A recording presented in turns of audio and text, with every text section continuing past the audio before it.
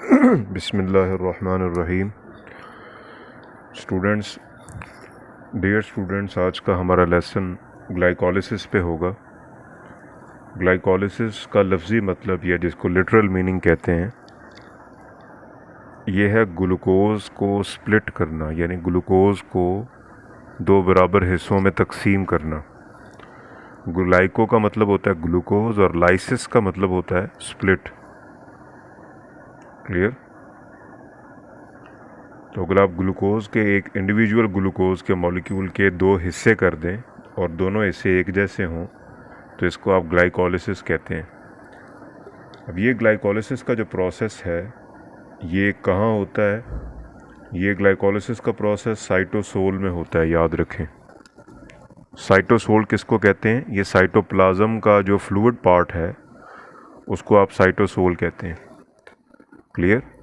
Cytoplasm के अंदर, यानी आप कहेंगे कि जो साइटोप्लाज्म का फ्लूइड या लिक्विड पोर्शन है साइटोसोल, उसमें ये होता है। उसमें ये क्यों होता है? क्योंकि साइटोसोल के अंदर ग्लाइकोलिसिस के सारे एंजाइम होते हैं। जितने भी एंजाइम ग्लाइकोलिसिस के लिए दरकार हैं, अप्रॉक्सीमेटली 10 एंजाइम्स हैं। ये सारे एंजाइम साइटोप्लाज्म या साइटोसोल में डिज़ोल्व होते हैं।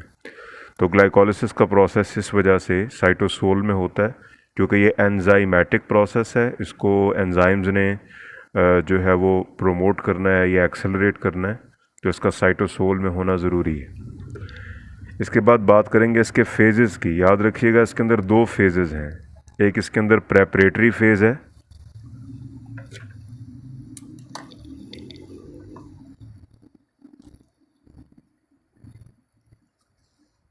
Preparatory,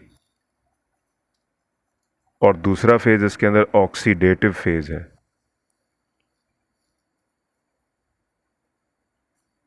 clear? ये दो फेजेस इसके अंदर होते हैं और इन दोनों फेजेस पे इंशाल्लाह ताला हम बात करेंगे। ये 10 रिएक्शंस हैं। सबसे पहले ग्लूकोज, इसको कन्वर्ट किया जाता है ग्लूकोज 6 फॉस्फेट में। क्लियर? इसके लिए ग्लूकोज में एक फॉस्फेट का इजाफा किया जाता है। अब ये फॉस्फेट कहाँ से आता है? ये फॉस्फेट एटीपी मुहैया करता है, एडिनोसिन ट्राई फॉस्फेट। ठीक है, तो ये फॉस्फेट जो है वो इसके पास आ जाएगा, एटीपी कन्वर्ट हो जाएगा एडीपी में।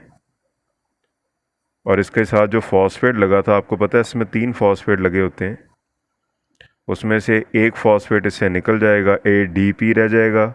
और वो जो फॉस्फेट है उसको ग्लूकोज के अंदर जो है वो मिला दिया जाएगा, तो G6P बन जाएगा। इसको कहते हैं एटीपी फॉस्फोरिलेशन। ये पहला स्टेप है, एटीपी फॉस्फोरिलेशन। फॉस्फोरिलेशन का मतलब होता है, याद रखना है हमेशा, एडिशन ऑफ फॉस्फेट। किसी भी चीज़ में जब आप फॉस्फेट ऐड करते हैं तो उसको आप फॉस्फोरिलेशन कहते हैं। चूँकि इसमें एटीपी की वजह से फॉस्फेट ऐड हुआ है तो इसको आप कहेंगे एटीपी फॉस्फोरिलेशन। अब इससे आगे आ जाएं, आपके पास आएगा G6P के बाद दूसरा एंजाइम आएगा इसमें, और वो G6P को कन्वर्ट करेगा या ग्लूकोज 6 फॉस्फेट को कन्वर्ट करेगा फ्रुक्टोज 6 फॉस्फेट में। क्लियर? अब ये कैसे हुआ? ये एक ऐसा एंजाइम था जिसने ग्लूकोज 6 फॉस्फेट को फ्रुक्टोज 6 फॉस्फेट में चेंज कर दिया। अब ग्लूकोज और फ्रुक्टोज के अंदर स्ट्रक्चर का फ़र्क है, एटम्स की तादाद का फ़र्क नहीं है। ग्लूकोज का भी फार्मूला वही है, C6H12O6 जो ग्लूकोज का है, लेकिन स्ट्रक्चर में, बॉन्ड्स में डिफरेंस आ जाता है। तो आप इसको कहते हैं कि ये आइसोमर है। आइसोमर का मतलब है एटम्स उतने ही हैं लेकिन एटम्स की जो अरेंजमेंट है वो डिफरेंट है। तो इसने अरेंजमेंट चेंज कर दी, रीअरेंज कर दिया उसको। तो ये दूसरा काम हुआ है, बेसिकली रीअरेंजमेंट हुई है। अब इसके बाद तीसरा काम होगा, फ्रुक्टोज 6 फॉस्फेट को कन्वर्ट किया जाएगा, यानी इसको तोड़ दिया जाता है दो हिस्सों में। बल्कि इससे पहले फ्रुक्टोज 6 फॉस्फेट को कन्वर्ट किया जाता है fructose 1,6 bis phosphate, fructose 1,6 bis phosphate. अब इसके अंदर 2 फॉस्फेट लगेंगे, पहले एक ही था, 6 पोजीशन 6 पे था। अब पोजीशन 1 के साथ भी फॉस्फेट लगेगा, पोजीशन 6 के साथ भी लगेगा। ये दूसरा फॉस्फेट कहाँ से आया? ये दूसरा फॉस्फेट भी ATP ने मुहैया किया। ATP टूट जाएगा ADP में और साथ एक फॉस्फेट आएगा। ये फॉस्फेट ऐड हो जाएगा फ्रुक्टोज 6 फॉस्फेट में और फ्रुक्टोज 1,6 बिस फॉस्फेट बन जाएगा। यहाँ तक क्लियर हो गया? इसको आप कहेंगे second ATP phosphorylation. Second ATP phosphorylation, ये दूसरा काम, यानी ये तीसरा रिएक्शन हुआ है इसमें।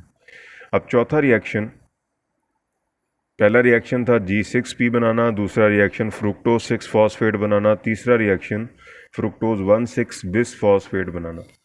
चौथा रिएक्शन इसको 2 हिस्सों में तोड़ देता है, यानी जो उसका स्प्लिटिंग रिएक्शन है, ग्लूकोज को असल में तोड़ने वाला जो रिएक्शन है वो इसका चौथा स्टेप है, जिसके अंदर फ्रुक्टोज 1,6 बिस फॉस्फेट कन्वर्ट हो जाता है into DAP, dihydroxy acetone phosphate. उसको हम इधर लिख लेते हैं, डाईहाइड्रोक्सी एसीटोन फॉस्फेट, और दूसरा है G3P ग्लिसरैल्डिहाइड 3 फॉस्फेट,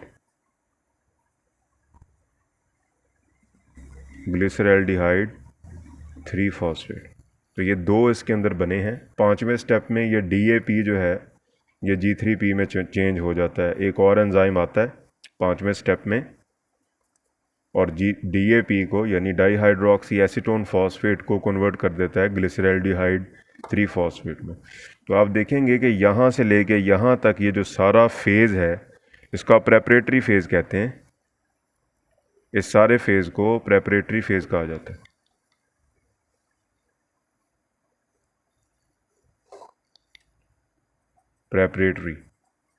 प्रेपरेटरी फेज़ में याद रखिएगा ATP इस्तेमाल होता है। ATP इसमें इस्तेमाल होगा। कितने ATP इस्तेमाल हुए हैं? 2। ये देखिए, एक पहले रिएक्शन में यूज़ हुआ है जब G6P बना है, और एक इस्तेमाल हुआ है तीसरे रिएक्शन में जब आपने फ्रुक्टोज 6 से फ्रुक्टोज बिस फॉस्फेट बनाया है। तो आपके पास टोटल 2 ATP यूज़ हुए हैं प्रेपरेटरी फेज़ में। और इसका प्रेपरेटरी फेज़ तक ग्लूकोज को किस में चेंज कर दिया गया है? ग्लिसरैल्डिहाइड 3 फॉस्फेट में। इसी के दौरान ग्लूकोज के 2 टुकड़े भी कर दिए गए हैं, यानी अगले फेज़ में जो ऑक्सीडेटिव फेज़ है उसमें ग्लूकोज को नहीं तोड़ा जाता। ये याद रखें, प्रेपरेटरी फेज़ में ग्लूकोज को तोड़ा जाता है। तो ये आपका लेसन था प्रेपरेटरी फेज़ तक। इंशाल्लाह ग्लाइकोलिसिस का अगला लेसन ऑक्सीडेटिव फेज़ पे होगा। इसको मैं एक दफ़ा दोबारा दोहरा देता हूँ। ग्लाइकोलिसिस का मैंने बताया आपको कि ग्लूकोज के 2 बराबर हिस्से करने का नाम ग्लाइकोलिसिस है। ऑक्सीजन पे ये डिपेंड नहीं करता, मॉलिक्यूलर ऑक्सीजन पे, यानी सेल में ऑक्सीजन मौजूद है या नहीं, दोनों कंडीशंस में ग्लाइकोलिसिस हो जाती है। साइटोसोल में ये प्रोसेस होता है, जो साइटोप्लाज्म का हिस्सा है साइटोसोल। और क्यों होता है? क्योंकि इसके अंदर जितने एंजाइम इन्वॉल्व हैं वो सारे साइटोसोल में मौजूद हैं। तो ग्लूकोज है, सबसे पहले ग्लूकोज को कन्वर्ट किया जाएगा G6P में, एक फॉस्फेट दरकार जो ATP से आएगा। फिर G6P को फ्रुक्टोज 6 फॉस्फेट में कन्वर्ट किया जाएगा।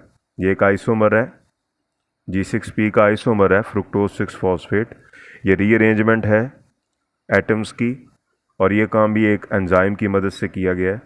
फिर फ्रुक्टोज 6 को 1,6 में कन्वर्ट किया जाता है। इसमें भी एक फॉस्फेट दरकार होता है जो ATP मुहैया करता है।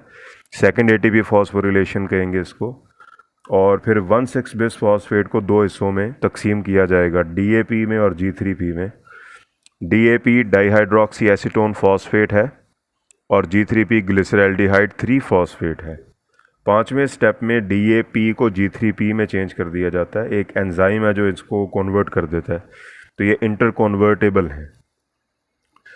ये आपका प्रेपरेटरी फेज़ था जिसमें 2 ATP लगे हैं।